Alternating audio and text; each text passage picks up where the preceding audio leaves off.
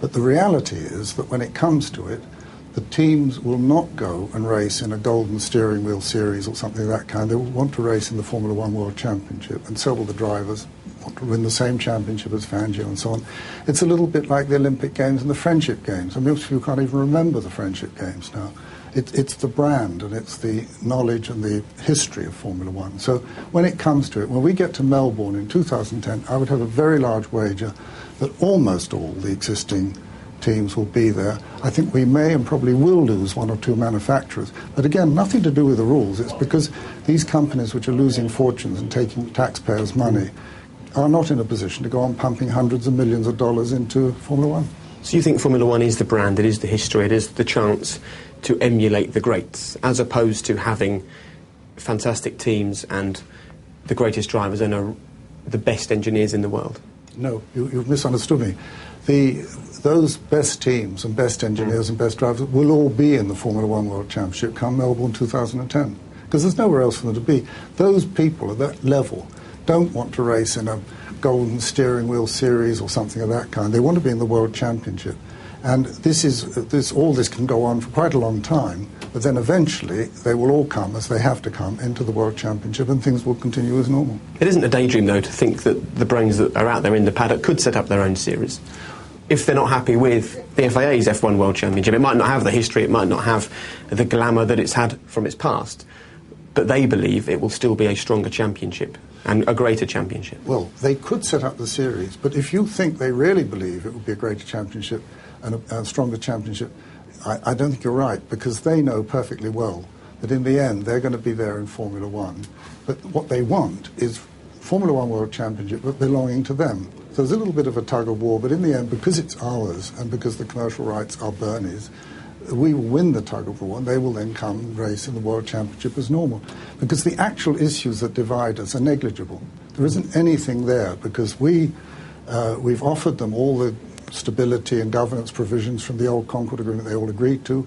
We offered them everything they wanted, literally everything they wanted on the technical regulation of 2010. There isn't actually anything to quarrel about, except they want Formula One for themselves, and obviously sooner or later they're going to find they can't have it, at which point the whole discussion will finish. So do you think this is an issue of greed?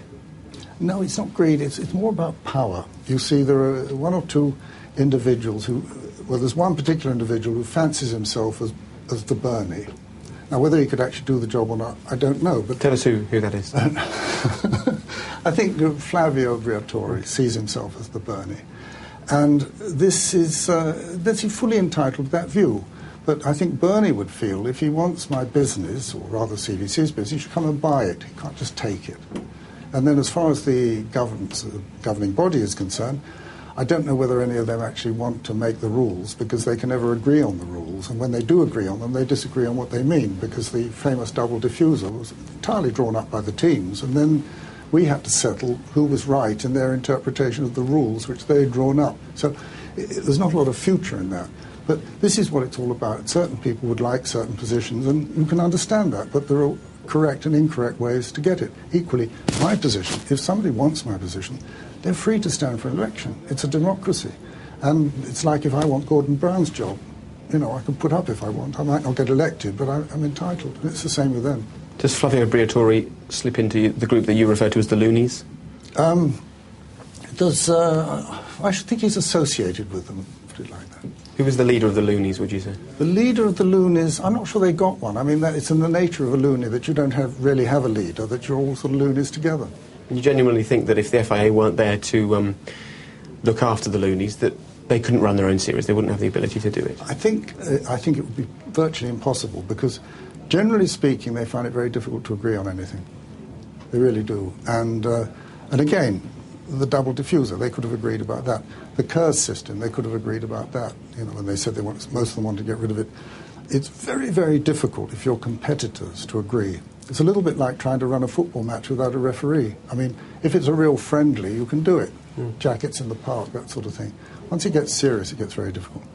So just to surmise, you believe that the FOTA teams don't have the ability to go and set up their own championship. They want to race in Formula One, but they want the power to decide what Formula One should be.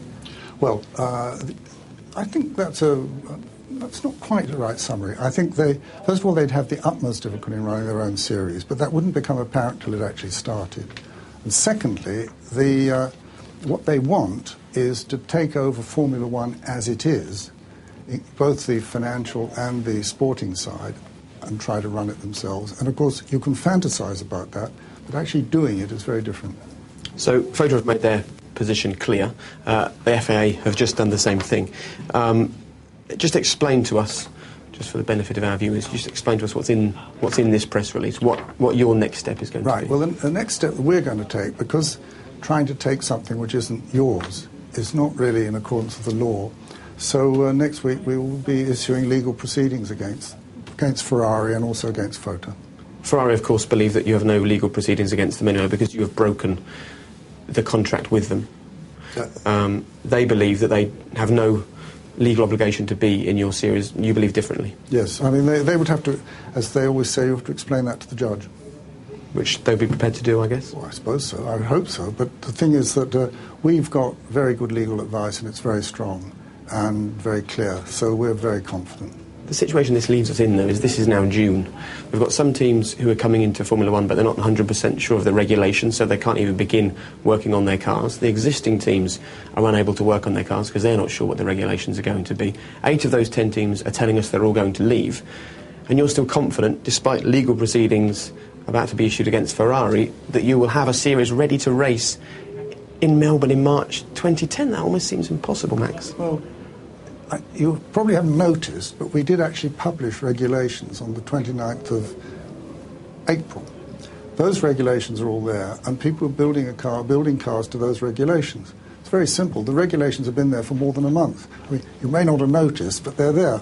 Now, if we ever want to change those regulations, we can only do so if everybody who's entered agrees. That's absolutely fundamental in motorsport. So we could change them, but only if the people already entered agreed. Williams, Force India, and several other teams.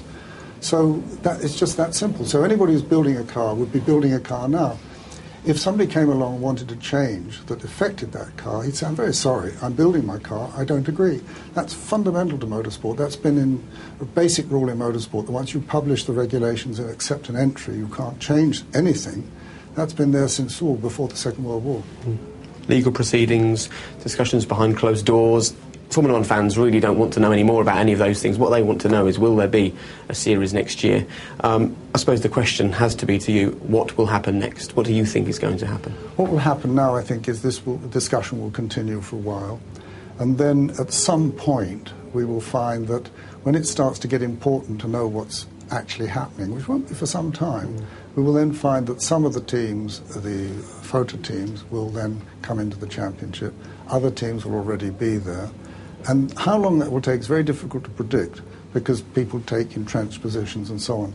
But nobody wants this. And I think had the press completely ignored it, it would have gone on quietly for some months and nothing would have happened and things would have been all back to normal in time for the 2010 season. It's just that between all of us, we managed to make it seem an issue when it probably isn't. So the teams and the FIA can get back together and one day sort of start racing again, if you like. And well, somebody, a director of Ferrari came into my office the other day and he said, don't be so unkind about Luca because, you know, we're all going to be back together again next spring.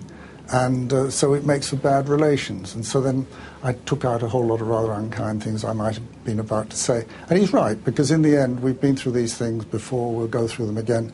You cannot have a very big, very competitive sport with a lot of very competitive people, a lot at stake, tremendous amount of work going in, thousands of people involved, without having big conflicts. It's just that because the Formula One World Championship is so media intensive, it tends to get built up into something it isn't. And really this is just a few human beings sort of sorting out some differences, and that happens in every walk of life, but usually much quieter. And you think we'll get there in the end? No question.